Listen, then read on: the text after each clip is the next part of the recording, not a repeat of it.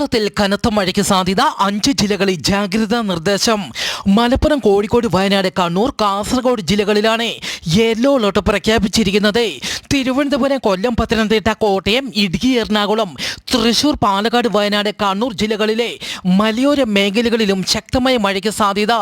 വരും മണിക്കൂറിൽ കേരളത്തിലെ കോട്ടയം, എറണാകുളം, തൃശൂർ, പാലക്കാട്, വയനാട്, കണ്ണൂർ ജില്ലകളിലെ ഒറ്റപ്പെട്ട ഇടങ്ങളിൽ ഇടിമിന്നലോടുകൂടിയ മഴയ്ക്ക് മണിക്കൂറിൽ 40 കിലോമീറ്റർ വരെ വേഗതയിൽ കാറ്റിനും സാധ്യതയുണ്ടെന്ന് കാലാവസ്ഥാ കേന്ദ്രം അറിയിച്ചു.